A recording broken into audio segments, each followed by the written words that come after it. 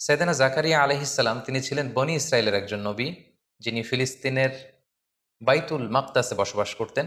তিনি ইয়াহইয়া আলাইহিসসালামের পিতা ছিলেন এবং মারিয়াম আলাইহাসসালামের খালু ছিলেন, এবং পেশাগত দিক থেকে তিনি ছিলেন কাঠমিস্ত্রি। আল্লাহ রাসূল সাল্লাল্লাহু আলাইহি ওয়াসাল্লাম সুনানে ইবনু মাজার একটা বর্ণনায় তিনি বলেন যে কানা জাকারিয়া নাজ্জারান, অর্থাৎ আল্লাহ নবী সাইয়েদনা জাকারিয়া আলাইহিসসালাম তিনি ছিলেন পেশায় নাজ্জার, অর্থাৎ দাওয়াতি কাজের পাশাপাশি নবুয়তের পাশাপাশি তিনি কাঠের কাজ করতেন বা কাঠমিস্ত্রির কাজ করতেন। সাইয়েদনা জাকারিয়া আলাইহিসসালাম তিনি সাইয়্যিদাতুনা মারিয়াম আলাইহাসসালামের তত্ত্বাবধায়ক ছিলেন, অর্থাৎ তাকে তিনি লালন পালন করতেন। এই ঘটনাটা ঘটেছিল এভাবে: মারিয়াম আলাইহিসসালামের পিতার নাম ছিল ইমরান, যিনি বনি ইসরায়েলের অনেক বড় একজন ইমাম ছিলেন বা পাদ্রী ছিলেন। আর তার স্ত্রী এর নাম ছিল হান্না, হান্না বিনতে ফাখুজ। আর তাদের পরিবারেই এসেছে মহিয়সী নারী মারিয়াম আলাইহাসসালাম। হান্না বিনতে ফাখুজ যখন গর্ভবতী তখন তিনি মানত করেছিলেন যে হে আল্লাহ, আমার গর্ভে যে সন্তান জন্মাবে আমি তাকে বাইতুল মাকদাসের জন্য ডেডিকেট করব। কিন্তু তিনি যখন বেবি ডেলিভারি করলেন তখন তিনি দেখতে পেলেন যে তিনি কন্যা সন্তান জন্ম দিয়েছেন। এই ঘটনাটি আল্লাহ তাআলা সূরাত আলে ইমরানে খুব চমৎকারভাবে বলেছেন যে ইদ ক্বালাত ইমরাতু ইমরান রব্বি ইন্নী নাযারতু লাকা মা ফি বাতনি মুহাররারান ফাতাকাব্বাল মিন্নি। অর্থাৎ হান্না বলেছিল, হে আল্লাহ, আমার পেটে তুমি যে সন্তান দিয়েছো এটাকে আমি বাইতুল মাকদাসের জন্য মুক্ত করে দিলাম, দিয়ে দিলাম, সে বাইতুল মাকদাসের খাদেম হবে। ইন্নাকা আনতাস সামিউল আলিম, আল্লাহ তুমি সব শোনো, তুমি সব জানো। ফালাম্মা ওয়াদাআতহা, যখন তিনি ডেলিভারি করলেন বেবিটা, ক্বালাত রব্বি ইন্নী ওয়াদাআতুহা উনসা, তিনি বললেন হে আল্লাহ, আমি তো কন্যা সন্তান প্রসব করেছি, কন্যা সন্তান দিয়ে আমি কিভাবে তাকে বাইতুল মুকদ্দাসের খাদেম বানাবো।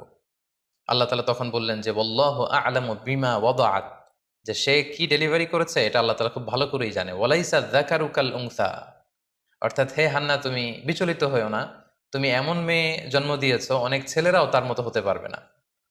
ওয়া ইন্নী সাম্মাইতুহা মারিয়াম, আর হান্না বলল আমি এই কন্যা সন্তানের নাম রেখে দিলাম মারিয়াম। ওয়া ইন্নী উঈদুহা বিকা ওয়া যুররিয়াতাহা মিনাশ শাইতানির রাজিম, আমি তাকে এবং তার যে অনাগত ভবিষ্যৎ প্রজন্ম আসবে তাদেরকে আমি শয়তানের দুষ্টু খোঁচা থেকে আল্লাহর কাছে পানাহে রাখলাম। ফাতাকাব্বালাহা রব্বুহা বিকবুলিন হাসান, আল্লাহ তাআলা মারিয়ামকে কবুল করে নিলেন। ও আম্বাতাহা নাবাতান হাসানা, আর মারিয়ামের মা মারিয়ামকে লালন পালন করতে লাগলো। ওয়া কাফফালাহা জাকারিয়া, আর মারিয়ামকে দেখভালের দায়িত্ব নিল জাকারিয়া। তাহলে সূরাত আলে ইমরানের এই যে কয়েকটি আয়াত আমরা তেলাওয়াত করলাম, তার একেবারে শেষের দিকে আমরা যে তথ্যটি পেলাম সেটা হচ্ছে মারিয়াম আলাইহাসসালামকে দেখভালের বা তত্ত্বাবধানের কিংবা লালন পালনের প্রকৃত দায়িত্বটি পালন করেছেন বেসিকলি তার খালু জাকারিয়া আলাইহিসসালাম। কিভাবে তিনি এই দায়িত্বটি পেলেন? আমরা জানি যে মারিয়াম আলাইহিসসালামের পিতার নাম ছিল ইমরান, এবং তাদের ফ্যামিলির নামে আল্লাহ তাআলা কোরআনে একটা সূরা ডেডিকেট করেছেন, সূরাত আলে ইমরান নামে। সো মারিয়াম যখন জন্মগ্রহণ করলো এবং তাকে যখন বাইতুল মুকদ্দাসের জন্য ডেডিকেট করা হলো, তখন কে তার দেখভাল করবে, কে তার দায়িত্ব নেবে, এ নিয়ে লোকদের মাঝে ঝগড়া হতে শুরু করলো। সবাই বললো যে আমি এই দায়িত্ব পালন করব, কারণ মারিয়াম আমাদের ইমামের মেয়ে, আমাদের সবচেয়ে বড় সম্মানিত পাদ্রী ইমরানের কন্যা। সো তাকে আমরা তার দায়িত্ব নিতে চাই। তো সবাই যখন দায়িত্ব নিতে চাইলো তখন তাদের মধ্যে কোরা করা হলো, অর্থাৎ লটারি করা হলো, এবং লটারিতে সাইয়েদনা আল্লাহ নবী জাকারিয়া আলাইহিস সালামের নাম এসেছিল। এই কথাটি আল্লাহ তাআলা সূরাত আলে ইমরানে খুব স্পষ্টভাবে বলেছেন যে ইদ ইউলকুনা আকলামাহুম আইয়ুহুম ইয়াকফুলু মারইয়াম, তারা তাদের কলম ছুঁড়ে মেরেছিল যে কে মারিয়ামের দেখাশোনা করবে। ওমা কুনতা লাদাইহিম ইদ ইয়াখতাসিমুন, হে নবী আপনি তাদের সামনে উপস্থিত ছিলেন না যখন তারা এটা নিয়ে ডিসপিউট করছিল, ঝগড়া করছিল। অর্থাৎ তখন সব পাদ্রীরা বা সব ইমামরা তারা তাদের নিজেদের কাছে নিজেদের ব্যক্তিগত কলম দিয়ে তারা তাওরাত লিখে রাখতো। সবাই যখন ডিসপিউট শুরু করলো, মতানৈক্য শুরু করলো যে আমরা নিতে চাই মারিয়ামের দায়িত্ব, জাকারিয়া আলাইহিস সালাম বললেন না আমি নিতে চাই, আমি তার খালু। অন্যান্যরা বলল যে না আমরা নিতে চাই। তখন তারা এই থিওরিতে ঐকমত্য হলো যে আমাদের প্রত্যেকের যে ব্যক্তিগত কলম আছে আমরা কলমগুলো ছুঁড়ে মারবো একসাথে, তার মধ্যে থেকে একটি কলম তোলা হবে, যার কলমটি তোলা হবে সেই মারিয়ামের তত্ত্বাবধানের দায়িত্ব নেবে। এবং দেখা গেল যে আল্লাহ নবী সাইয়েদনা জাকারিয়া আলাইহিস সালামের কলমটি সেখানে লটারিতে উঠে আসলো, ফলে তিনি দায়িত্ব পেলেন। কোনো কোনো মুফাসসিরিন ইকরাম এটা বলেছেন। আবার তাফসিরে ইবনে কাসিরে এসেছে যে তারা মনস্থির করলো যে প্রত্যেকের কলম, যে কলম দিয়ে তারা তাওরাত লিখে রাখে, প্রত্যেকের কলমকে জর্ডান নদীতে নিক্ষেপ করা হবে। যে কলমগুলো জর্ডান নদীর স্রোতে ভেসে যাবে তারা এই মহান দায়িত্ব পাবে না, বরং যার কলমটি স্রোতের বিপরীতে জর্ডান রিভারের মধ্যে ভেসে থাকবে তাকেই মারিয়াম আলাইহিসসালামের দায়িত্ব দেয়া হবে। এবং সেক্ষেত্রেও কিন্তু দেখা গেল যে সৈয়দনা জাকারিয়া আলাইহিসসালামের কলমটি স্রোতের বিপরীতে জর্ডান নদীর উপর ঠায় দাঁড়িয়েছিল, এবং বাকি কলমগুলো কিন্তু স্রোতের পানিতে বা স্রোতের বানে এগুলো ভেসে গিয়েছিল, এবং এর মাধ্যমেও সৈয়দনা জাকারিয়া আলাইহিসসালামের নামটি উঠে এসেছিল। ফলে আল্লাহ নবী জাকারিয়া আলাইহিসসালাম তিনি সাইয়্যিদাতুনা মারিয়াম আলাইহিসসালামের তত্ত্বাবধান বা তাকে রেয়ার আপ করা, তাকে লালন পালন করার দায়িত্বটি তিনি পেয়েছিলেন। সাইয়্যিদাতুনা মারিয়াম আলাইহিসসালাম তিনি বাইতুল মুকাদ্দাস ঝাড়ু দিতেন, পরিষ্কার পরিচ্ছন্ন করতেন, দেখভাল করতেন, এবং সবসময় আল্লাহর এবাদতে তিনি মশগুল থাকতেন। এবং তাকে দেখাশোনা করার জন্য জাকারিয়া আলাইহিসসালাম প্রায় বাইতুল মাকদাসে আসতেন, মারিয়াম আলাইহিসসালামের খোঁজ খবর নিতেন, দেখভাল করতেন।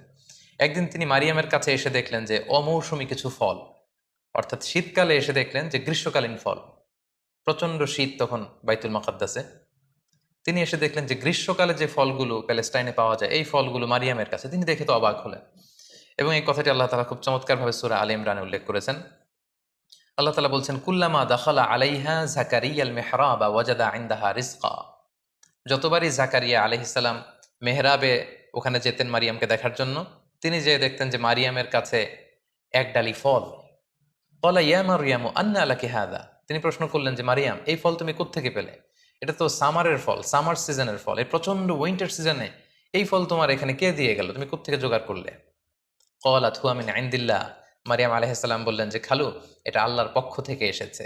সুবহানাল্লাহি বিহামদি। ইন্নাল্লাহা ইয়ারযুকু মান ইয়াশাউ বিগাইরি হিসাব। আর আল্লাহ তাআলা যাকে চান তাকে বিগাইরি হিসাব, কোনো হিসাব ছাড়া তাকে রিজিক দিয়ে থাকেন। তো জাকারিয়া আলাইহিসসালাম এই দৃশ্যটি দেখে তিনি খুব অবাক হয়েছেন। এবং ইন্টারেস্টিংলি জাকারিয়া আলাইহিসসালাম কিন্তু নিঃসন্তান ছিলেন, তিনি বয়োবৃদ্ধ ছিলেন, ওনার ঔরসে কোনো সন্তান আসেনি। তো ওনার যখন কোনো সন্তান নেই, ঠিক ওই মুহূর্তে উনি যখন দেখতে পেতেন যে মারিয়ামের কাছে অমৌসুমী কিছু ফল, এই মৌসুমে তো এই ফল পাওয়ার কথা না, এই দৃশ্য দেখে ওনার ভগ্ন হৃদয়ে আবার আশার সঞ্চার হলো। তিনি ভাবলেন যে যে আল্লাহ তাআলা মারিয়ামকে শীতকালে গ্রীষ্মকালীন মৌসুমী ফল খাওয়াতে পারে, সে আল্লাহ তাআলা তো চাইলে আমাকেও এই পুরো বয়সে, আমার এই বার্ধক্যের সময় আমাকে তো আল্লাহ তাআলা সন্তান দিতে পারেন। বেসিকলি মারিয়াম আলাইহিস সালামের সেই ফলের ডালি দেখে তিনি তার মনের কোনায় আশার সঞ্চার হলো, তিনি ইন্সপায়ার্ড হলেন, মোটিভেটেড হলেন। তিনি আল্লাহ তাআলার প্রতি আরো ভরসা বাড়ালেন। তিনি মনে মনে ভাবলেন যে আমার আল্লাহ তাআলার কাছে আমি চাইবো, এবং চাইলে তিনি আমাকে সন্তান দিতে পারেন। মারিয়াম আলাইহিস সালামের এই দৃশ্য দেখে ইন্সপায়ার্ড হয়ে আল্লাহ তাআলার কাছে দোয়া করলেন। তিনি বললেন, রব্বি হাবলি মিন লাদুনকা যুররিয়াতান তাইয়্যিবা, অর্থাৎ হে আল্লাহ, আপনি আপনার পক্ষ থেকে আমার জন্য পবিত্র সন্তান দান করুন। খুব কায়মনোবাক্যে, একনিষ্ঠভাবে, সিনসিয়ারলি তিনি দোয়াটা করলেন।